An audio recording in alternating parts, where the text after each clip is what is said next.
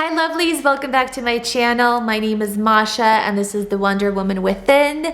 Today we will be talking about 3 tips that I have for you when it comes to getting in shape over 40, and also things you can do that many people don't talk about in the gym, in the kitchen, and at the doctor's office. So if you're interested, please keep watching.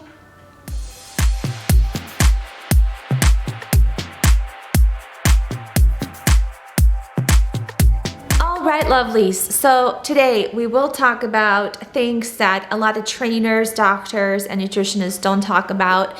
How I learned about these things is through my life experience. I am currently 39 and a half years old, so I'm approaching that lovely ripening age of 40. I'll be turning 40 in September, and I'm really excited because I know a lot more than I did even a year ago or 2 years ago.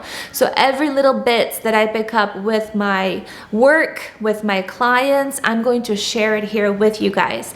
My background, I'm a certified health coach. I graduated from Institute of Integrative Nutrition. I worked in the weight loss and hormone health field for a few years. Recently, I worked with a fitness and nutrition company as well. And currently I am focusing on emotional wellness. So counseling, energy work, somatic therapy, all of that. If you're interested in learning about more of the services that I provide, please visit my website. It's in the link down below. All right, so first thing that I want to talk about that a lot of trainers unfortunately don't understand. To train a woman over 40, it's a different process than to train somebody in their 20s and 30s. Number one thing I really want all of you beautiful women watching this video to get more curious about. Can you take any guess? Well, it is your hormones. And I'm not saying just go to the doctor and test your blood. I've spoken about this, I think, a couple times on my channel, and I'm going to continue talking about this on my channel because I think it's super important for women to be educated about the options that they have. A blood test, it's pretty much a spot check. It's going to tell you surface level information that will not really get to the root cause of what is really going on in your system. What I'm talking about is saliva test, and even better if you can get both saliva and blood test in one. There's a couple companies that I'm not affiliated with, but I know they're very credible. I will share them in the link below where you can purchase a test at home kit and get the results you want. Now, why is that important, or the results that you need to check, right? So you can get the results you want in the end. And basically, it's more than just your exercise and diet, right? If you're not getting enough sleep, which I know can be very challenging, and because of body temperature changes, stress, emotional wellness, all of that is affecting, but also cortisol. Cortisol affects our sleep. And if you're not sleeping, you're going to probably be more hungry, eating more calories, storing it as fat, extra carbs, and just feeling even more awful about yourself. I've been there, so I know, trust me.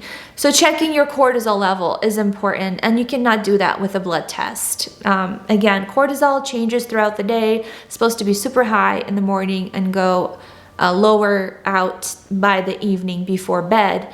So I would really dive in and get curious about your cortisol levels, also your progesterone, estradiol. Estradiol is helps you store more fat. So if you have extra estradiol in your system, no matter how many miles you run, no matter how many Orange Theory classes you do or CrossFit classes you do, you're not going to burn that fat because your system is out of balance. It needs to be fine-tuned by a professional. Also, there's a lot of ways to fine-tune your hormones. The patch, there's so many different options. The pellets, right? There's so many things out there that are available, but it's not like a one-time fix kind of thing. It'll help you feel good in the beginning, but then if you set it and forget it and don't recheck your hormones every 6 months at least, guess what? They will shift again. So it's important to not only get the support with adjusting your hormones, I believe in doing it in a more holistic way with herbs, supplements, diet, lifestyle changes. There's so many great resources out there. Not just slap on a patch and forget about it. That's not really fixing anything. So retesting your hormones and diving into all the holistic options that you have in front of you. So I believe this is a subject that needs to be spoken more about. So I will share more about perimenopause on this channel. So if you're interested in that, I really invite you to hit subscribe so you can follow the information, and I will share more resources as I learn about them myself. So number 1 is testing your hormones. Number 2, less cardio and more strength training. I know we've been taught, especially if you, I was born in the 80s, 84, right? So if you are 40 plus, you probably went through that Jane Fonda era, aerobics, right? Just a lot of cardio, movements, and kickboxing, and all these things that came out in the 90s, right? P90X, they're wonderful. They're wonderful for training your heart. They're wonderful for putting your body in a stress fat burning mode, but also they're wonderful at increasing your cortisol. So if they increase your cortisol, your body is going to be very stubborn and letting go of that fat. So you're not really doing any good by jumping and doing burpees and throwing your body off. If you're working with a personal trainer like I am, I'm blessed enough to find a really good one. She has me do 1 cardio session per week, and it is very low impact because I'm healing my knee. So she's very aware of my situation. I used to run almost every day. I don't do that anymore.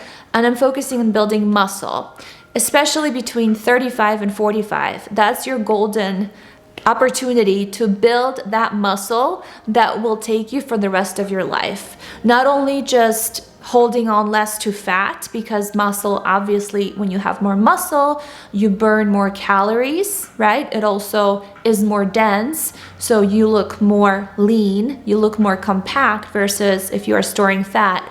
But the most important thing is mobility. As we get older, it's very important for us to just get out of the chair, get up, squat, pick up our grandchild, reach for the shelf. And it's really hard to do that when you don't have the right muscle mass. So focusing on building strength, building muscle, I would highly recommend getting a trainer, somebody that you fully trust, who has experience working with women, especially women going through menopause, who understands that extra cardio is not going to do any good. It's about eating the right amount of macros, protein, fats, and carbs, and also having the right strength training routine that's not going to throw you in cortisol mode as well. So I would highly recommend strength training and less cardio. If you like to run or take walks, go ahead, do it for fun, but please don't depend on that to change your body composition. Body composition means you're changing from fat composition to more muscle composition, and that happens only with strength training, only with the right amount of macros for your body type, for your lifestyle, for your age. If you are enjoying my content and my videos, please hit subscribe, and I really appreciate your support. If you please can also share this video with the women that are in your life that you think is important to know about this topic, who are struggling. Please share this video. I'm sure they will appreciate it, and I will appreciate it even more. All right, and the last thing that I wanted to talk about when it comes to getting in shape over the age of 40 plus, you have to eat more. We can't starve ourselves. I used to survive when I did my Ozempic video. I will post the link right here. When I tried everything, right? Because I worked at the weight loss center. I tried the Majorno, I tried the Ozempics, I tried the peptides, fat burning peptides, did not go to Phetermine, did not go that route, did not try any like pills or anything like that, tried the apple cider vinegar diet, tried the intermittent fasting, just a lot of different things. Unfortunately, maybe fortunately, those things do not work when you are 40 plus. Why? Because you're causing more stress on your body if you're eating less. You're putting yourself in starvation mode. So your body, especially if your hormones are out of whack, they will hold on to more fat. So if you're eating under 1,500 calories as an average woman, I would revisit why you're doing it. Are you happy with the results you're getting? And also get professional look at your macros. What are those 1,500 calories made out of? Is it mostly protein? Is it mostly carbs? Is it mostly fats? Because all of us have different goals, right, with our body. And it's, if you are moving more throughout the day, you obviously need more carbs, you need more energy. If you're trying to build muscle, you need a little more protein. If you're trying to balance out your hormones, maybe I don't know, heal your gut, your hair, your nails, you probably need more fat. Again, I'm not a dietitian, I'm a health coach. I would connect with a professional who can actually break down the specific macros that you need for what your specific goals are. So definitely eating less, eating salads and soups for the rest of your life most likely is not going to do you any good, because you're going to lose that precious muscle mass that we need to get through the beautiful 30, 40 years we have left on this planet. And we do need more food for that. We need to sustain our muscle mass with protein, with carbs and fats. And I invite you to explore looking into macros and getting a personal trainer, or just studying about macros yourself. I used to survive on 1,200 calories. Like I said, when I did Majerno, I was in starvation mode. I'm 5'10", 1,200 calories, chicken, turkey, vegetables, some carb, rice cakes maybe. That was not realistic. Now I'm in process of building muscle. I'll be honest, yes, I did gain some weight. You probably can see it in my face since the last video, and my booty and up here. So I am, yeah, there's a blessing in disguise when you do gain. I think I gained about 15, 20 pounds since last summer. But again, last summer I was pretty much in starvation mode. My face did not look very healthy.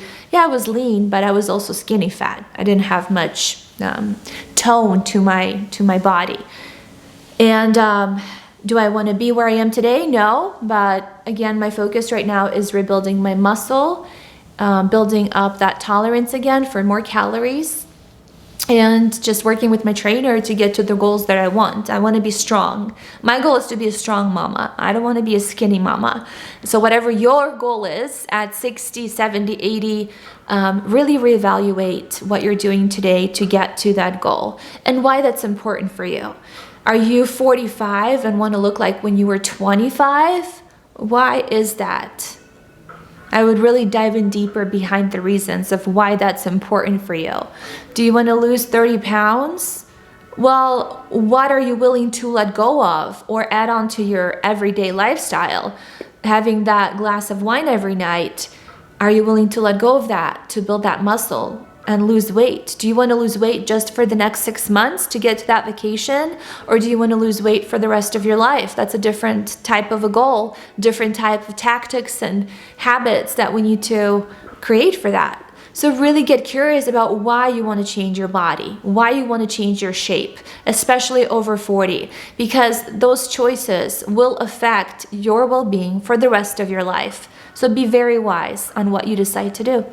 I know that was pretty intense, but I'm very passionate about spreading this message with the women who I've heard and seen starve themselves for decades. One of the women I was working with, 75 years old, finally learned about macros, and now she's really changing her body composition.